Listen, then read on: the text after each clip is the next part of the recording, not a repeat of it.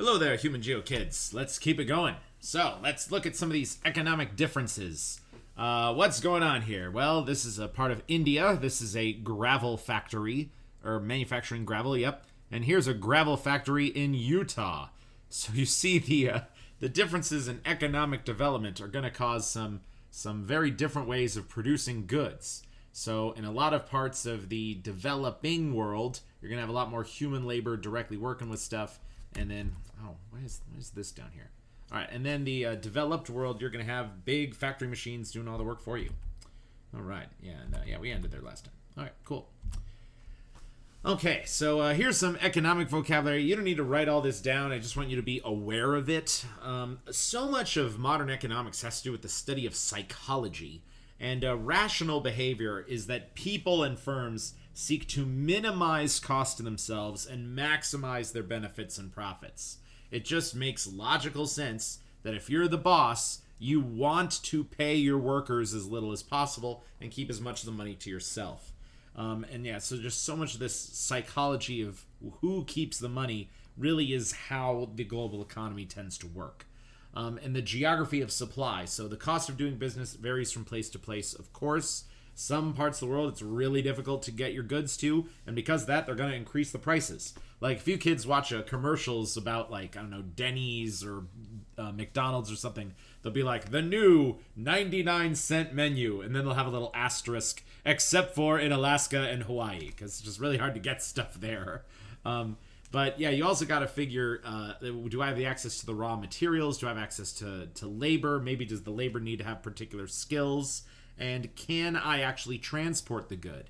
And today, almost everything we sell in bulk international quantities is sold via shipping, via those big cargo container ships. So you really got to make sure that you have an accessibility to the ocean.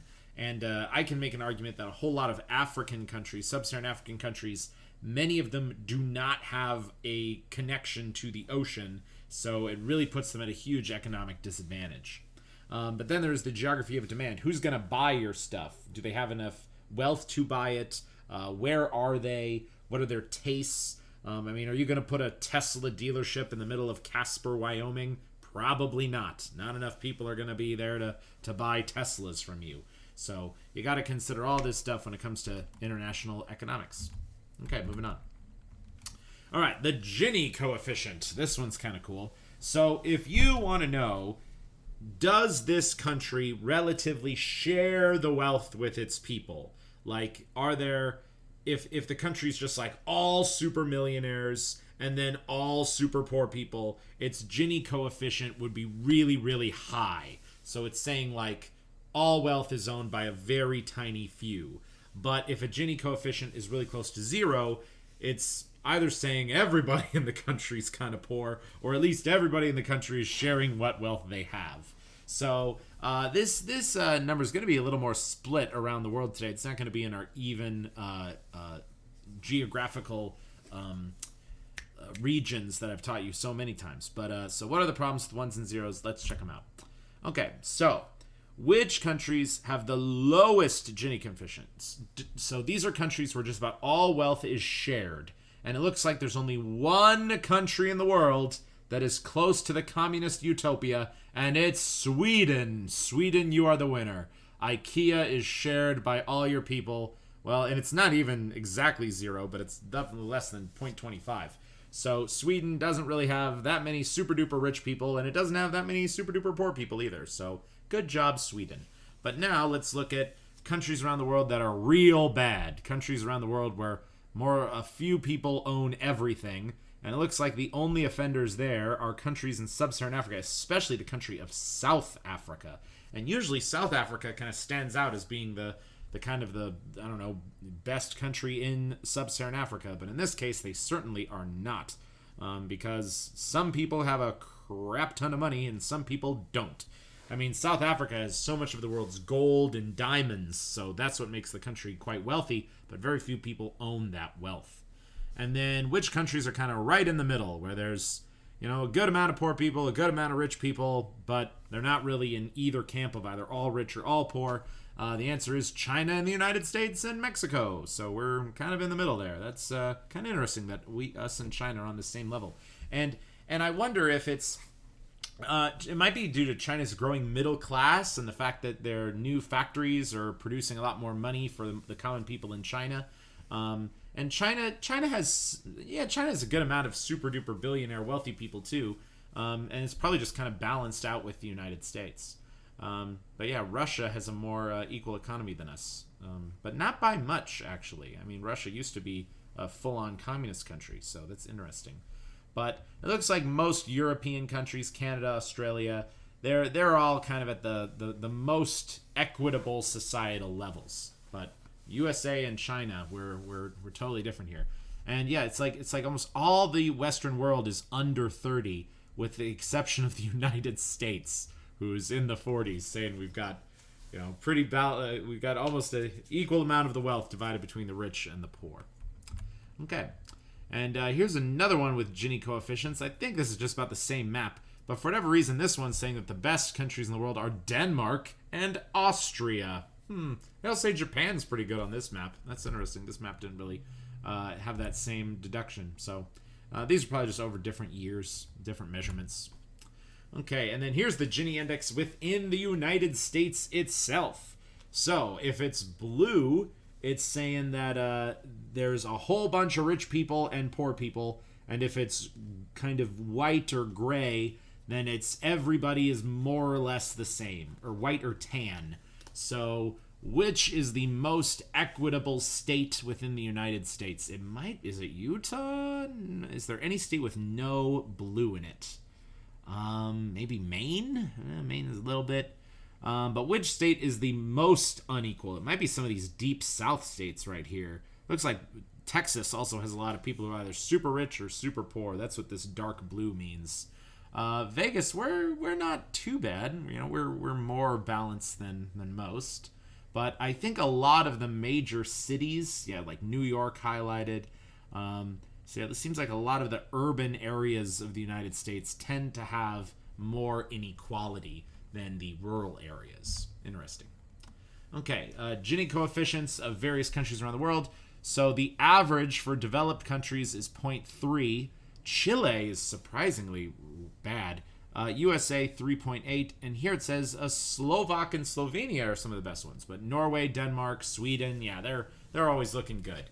And by so many definitions, Sweden, Norway, Denmark, they continually get rated as these like happy countries and everybody loves to live there. So it's kind of cool. All right, moving on. Teledensity. So if you want to get connected to the global economy, especially with the internet and technology and things, you got to be connected to people. So let's look at how internet wires have been laid around the world. A whole lot of connections between the eastern United States and the western parts of Europe, and I'm sure these connections go overland as well. A whole lot of underwater connections between us, Korea, Japan, China, Singapore, Hong Kong. Got a wire all the way down there to Sydney and Auckland. Got some wiring throughout Latin America. But look at the wiring around the coast of Africa. There's like nothing here, kids. It's nothing. So of course Africa can't get involved in the global economics because they're just literally not as connected to the internet. I mean, I remember when my sister was living in Uganda, I'd be like, hey, let's Skype. And she's like, I don't think it's going to work for another 3 days. And I'm like, oh man, that's pretty rough. So yeah, internet hubs around the world. That's holding Africa back. So that's a huge thing to improve global economics. All right, moving on. Okay, sectors of the economy. I've been bringing this up, hopefully, a lot with you guys, so I'm going to cover it real quick. You don't even have to add this to your notes because you should have got all this from the agriculture unit, but sectors of the economy comes back in a big way in this unit too, so let's refresh our brains. Okay, so the spatial division of labor, the tendency of sectors within the economy to concentrate in different regions. Typically, one country or one area within the country will be all primary. And then an area near a city will be all secondary. The city itself will be all tertiary. And maybe there might be some quaternary in the city, or might be like a little removed spot within the city with quaternary. And I'll actually talk about some of those differences when we get into the urban unit. But the global economy is this internationalized spatial division of labor, and you can sort of classify different countries, different regions, according to the primary sector of the economy that that region partakes in. Okay, so primary sector, take stuff out of the ground. Secondary sector, you convert it into stuff that you can sell. Tertiary sector, you actually sell the product, or you actually communicate directly with someone who pays you for something you know or something you personally can do without selling them or without building something for them. And then the quaternary sector, it's management, information services, banking, the top level stuff. Okay, those are the sectors of the economy. Cover that super quick. All right, so let's check this out. The labor structures over time. Yeah, we're going to talk about this when I get into the Rostow model in a little bit, but it shows you that in the Rostow model, you got to have industry. You have to have that secondary sector of your economy. And once you have that secondary sector of your economy, then, yeah, because see, this is the big thing right here. Boom, your secondary sector goes way up. Then you start losing your primary sector of your economy, and you start gaining your tertiary sector of your economy. And as soon as your economy is mostly tertiary, you're almost guaranteed to make a ton of money for your society. So the goal of the Rostow model is for you to focus on trying to get a service-based tertiary economy way more than a primary economy or a secondary economy. Okay. Yeah, and here's that kind of graph again. So this is kind of advanced economics. I'm gonna cover the Rostow model in full detail in a second here, kids. But so if you are a pre-industrial society, almost everybody in your society works in the primary sector. But as soon as your society enters an industrial society, a newly industrialized country, then there's a pretty good balance between secondary, tertiary, and primary. But over time, your primary sector will continually die, your secondary sector will start to weaken, your tertiary sector will become dominant, and you will even maybe start a quaternary sector like they have in Korea and Japan. Okay, so percent of the U.S. labor force. So this kind of goes with those graphs I just showed you. In 1850, 66% of people in the United States were primary workers, mostly farmers. In the year 1900, we became an industrialized society, and sure enough, it was all pretty balanced. I mean, primary was still ahead, but not by a whole lot. And then in the 1950s, we sort of got fully developed as a tertiary economy. I mean, we're still, I don't know what, maybe like around here on the graph. So we still did have quite a few secondary economies. So this is what America in 1960. But then as we keep going forward, our secondary sector slows down. Our tertiary sector continues to rise, which is exactly what happens in America today. I think this graph is probably pretty similar to America today. Maybe it's even less manufacturing and even less primary. And now we've got like 90% of people as tertiary workers. So that's America today. So we kind of went through this whole Rostow model process that I'm about to talk to you guys right now. Okay. Before I get into the Rostow model, I know it's coming. Add emerging economy, industrial economy, and post-industrial economy to your notebook. All of these will get covered in the Rostow model. But an emerging economy is a country that has a small amount of factories and is gaining momentum. They're like about to get into that sweet spot where you're entering the manufacturing world. You're becoming a secondary kind of economy. And an emerging economy today would definitely be like Vietnam, Bangladesh, and I don't know if you could classify India. I'll give it to India. Let's say India is emerging, but they might already be a little past that. Okay, and then there's industrial economy and post-industrial economy. But so industrial economy, you have factories. There you go. Post-industrial economy, you have had factories, but maybe your factories are a lot more robot focused, or you've just closed your factories entirely. But there's way more employment in the tertiary and quaternary sector. That's the ideas. Okay, so Nigeria, a newly emerging economy. The more you know. Nigeria's building stuff, kids. And then the post-industrial economy. Yeah, we program our computers and the computers run the factories for us. That's how it kind of works. Okay. All right. Now we're finally getting into the development strategies for human geography. There are 4 major development strategies, which is the vast majority of the rest of this presentation. I think in this video, I'm just going to talk about modernization, or in other words, the Rostow takeoff model. It has like 4 names. The Rostow modernization takeoff model. So there's these different models that were sort of adapted at different times to like, because all of these are strategies for how to make your country rich. Okay. So let's talk about the Rostow model first. And this is probably the most famous one. I've got an FRQ on it. So let's check it out right now. Okay. Rostow's model and its 5 stages. You should definitely write this stuff down. Also known as modernization theory. It's the change from, this is sort of a set plan for how do you make a country from being a primary sector, low income, weaker economy, and how do you take it all the way into becoming very economically successful by having, a tertiary economy, having factories, having all that stuff. Rostow said there's 5 steps, and I'm going to go through all the steps in their own slides. Use the starting step, traditional subsistence. So it's not really even a step. It's just sort of where you start. Then you get preconditions for takeoff. You get takeoff. You get drive to maturity. And you get the age of mass consumption. So those are the 5 steps in Rostow's model. And you got to know those 5 steps. And we're going to deep dive into them right now.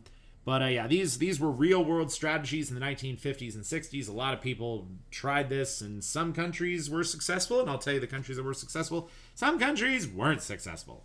And we'll also maybe talk about how they didn't make it there. But a big thing that the Rostow model implies is that there has to be a technology transfer. Something that I think is super cool is some parts of the world never got wired telephones. But as soon as the cell phone came out, they just set up cell phone towers and cell phones worked fine. So they kind of skipped that whole process of putting up telephone wires and figuring out how that works. So they got that advantage by adapting technology from more developed countries.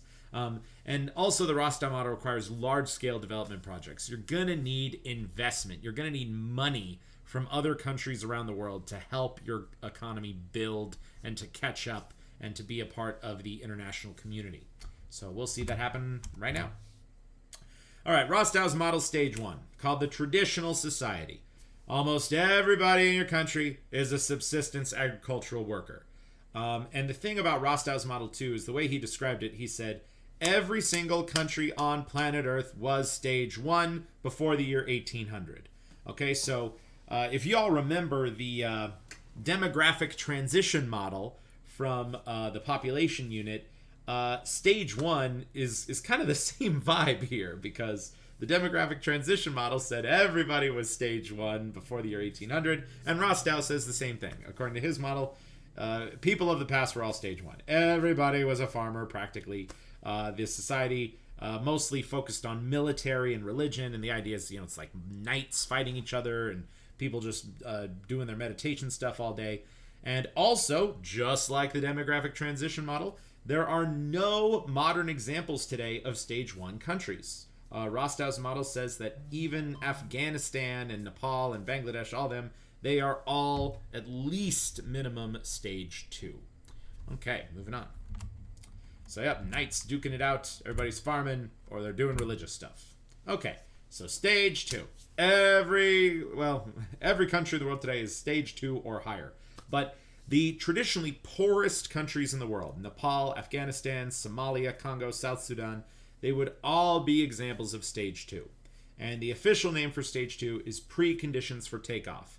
Entrepreneurs, wow, I can't believe I spelled that wrong. But entrepreneurs begin to invest money and they begin to make industries to improve the infrastructure of the country. You got to have good roads. You got to have good waterway access. You got to have ports, maybe even airports, maybe those cell phone towers I was talking about.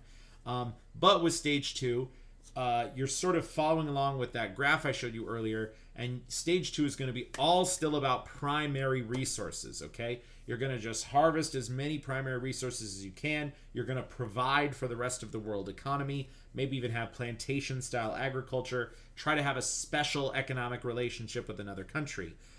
Should have talked to you guys about how Cote d'Ivoire sells chocolate to other parts of the world. So Rostow would be like, that's a good idea, Cote d'Ivoire. Keep it up. Keep making that chocolate. Keep making some money off that. But save that money so you can eventually move into stage 3.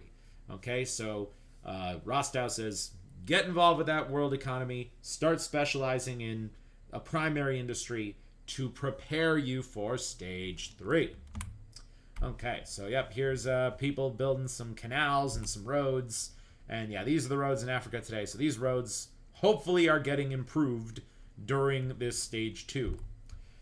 So as soon as you have your roads, your ports, your airports, and you're connected to the world economy in some way, stage 3 is called takeoff. It's where you start transitioning your economy away from agriculture, from primary goods, and you start building factories. And ideally, you bring in a business or an enterprise that your country is specially suited to do. For example, the country of Bangladesh has had a long history of making clothing production. Bangladesh is where they were making clothes for huge parts of the world, even back like 500 years ago. So naturally, Bangladesh, as soon as they got factories, they're like, we gonna make clothes for people. And so Bangladesh is an excellent example of a stage 3 country because today, most people in Bangladesh are not farmers or resource extractors. They work in clothing factories.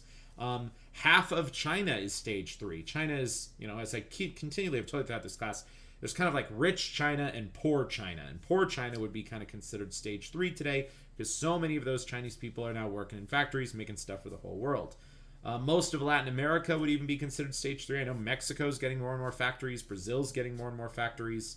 And more successful countries are definitely getting here. I think that one of those previous slides told you that Nigeria is having some factories. That's cool.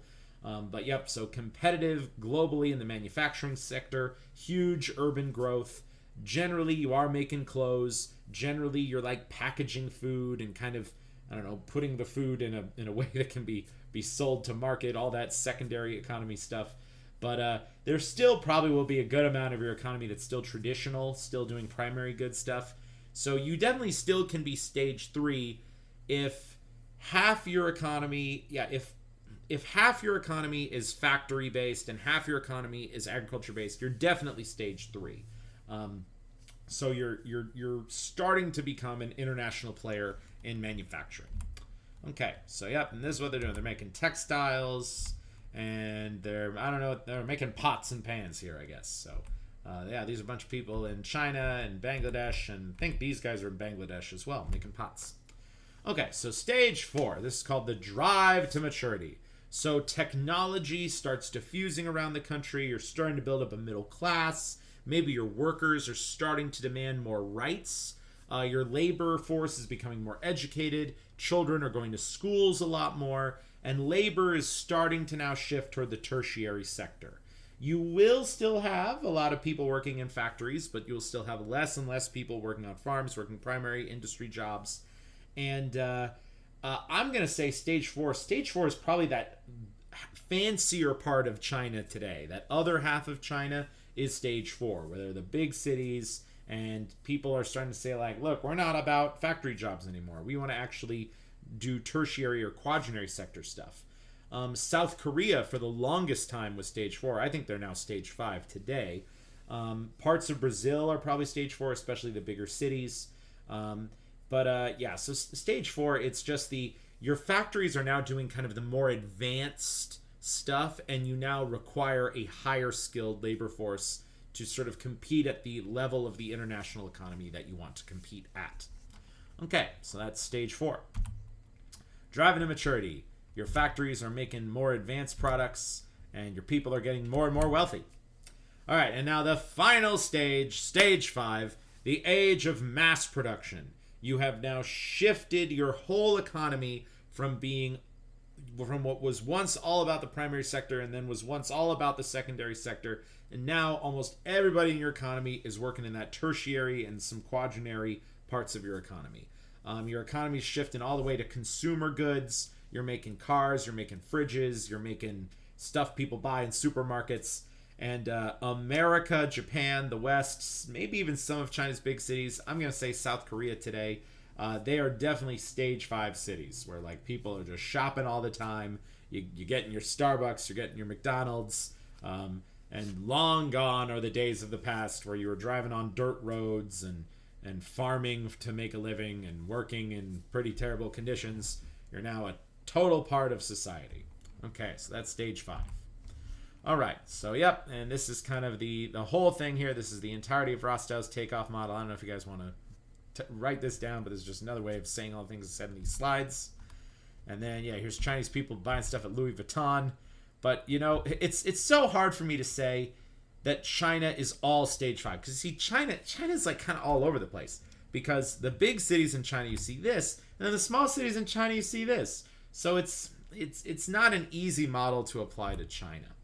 But, yeah, everything's stocked in factories. Pretty great. Okay, so which countries totally followed the entire procedure of the Rostow model? The best country is South Korea, a country I know too much about. Let me tell you this, kids. In the 1950s, right after the Korean War, South Korea was the poorest country in the world. Somalia, Nepal, Mozambique, all of those countries had more of an economy than South Korea did. The South Koreans kind of looked around, they're like, wow, we're really broke. This sucks. What can we do about it? They heard about the Rostow model and they started following the plan. They said, okay, we're going to sell people a bunch of primary goods. We're going to be an agricultural primary economy for a while, but we're going to save our money. We're going to build infrastructure. Sure enough, they built this amazing port in Busan. They built a giant airport in Incheon. They built a great port in Gwangpo. So then they started to be like, okay, let's get some factories in here. A company called Samsung was created. They started to make some basic electronic parts. LG, Hyundai, like these companies that are now really big today, they all started in like the 1960s in that first part there where they were making some just basic electronic equipment. But then their economy kept ramping up. Koreans got smarter. They started getting with technology. Samsung eventually starts challenging Apple with the iPhone. They're in stage 4. And then sure enough, just about everybody in Korea is as wealthy as people are in the United States. Boom, stage 5.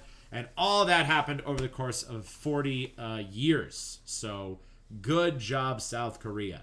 And Singapore did the same thing. Hong Kong did the same thing. Taiwan did the same thing. And all of these are Asian countries, even though Hong Kong technically isn't a country, but they're known as either the 4 dragons or 4 tiger economies. So if you see dragon economies or tiger economies, they're both those terms apply to these 4 countries, and they're incredible economic success over the course of my parents' lifetime. So pretty awesome. Good job. High five to my East Asian friends. You're doing good work.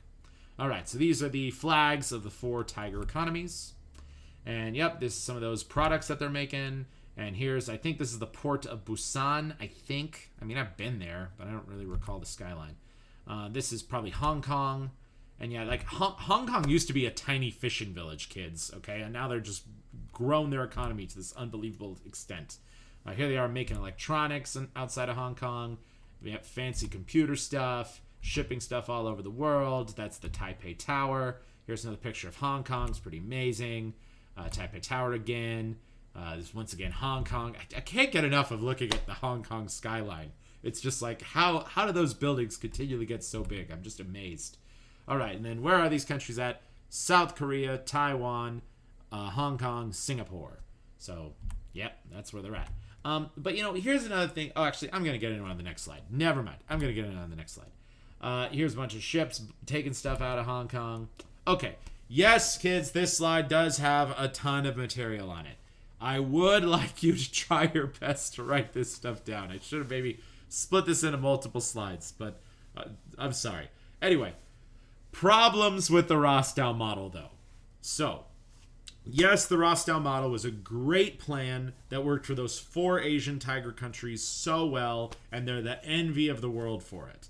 But some countries lack the resources to improve their development, okay? Especially if you're an island country. Like, I know Japan has 0 oil, okay? But Japan's already a fully developed country.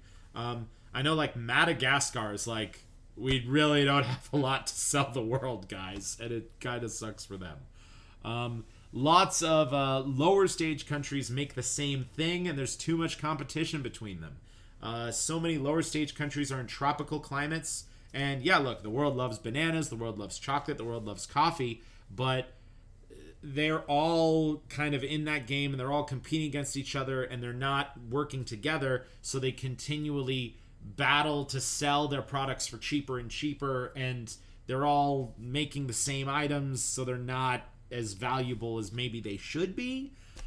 So they're not really making money to save up to invest in themselves for the later stages. Ethnic groups may not share that new wealth, and it creates conflict. That is very true.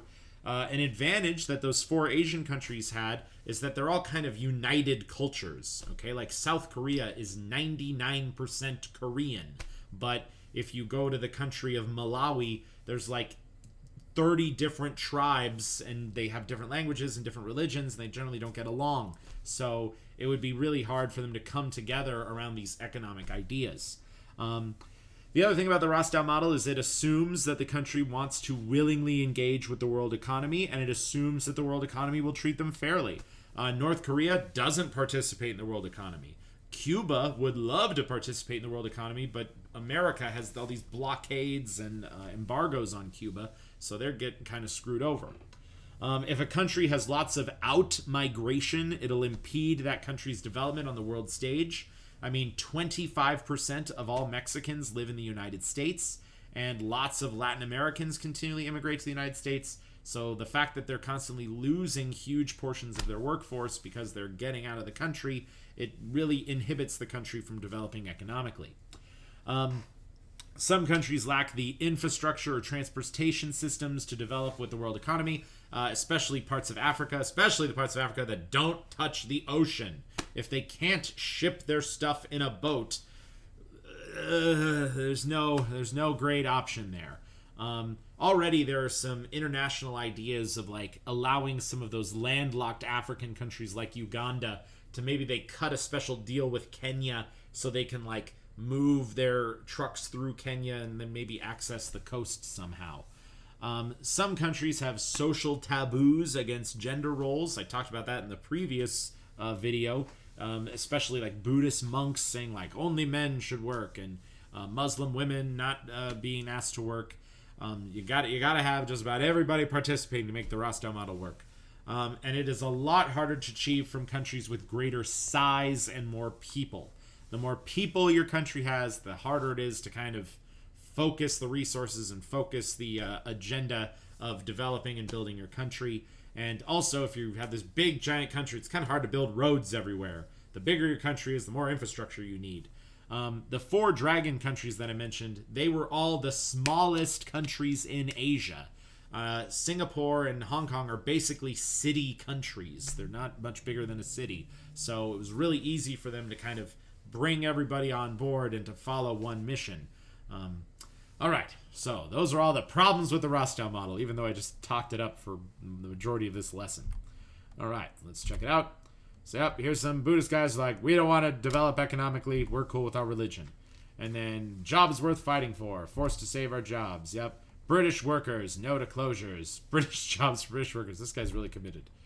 And then, I don't know what this says, but these guys are like, we don't want to participate, rawr. So, some people just aren't about it. Okay, so, yep, that's it for the Rostow model. I'll save the next stuff for next time. Peace out.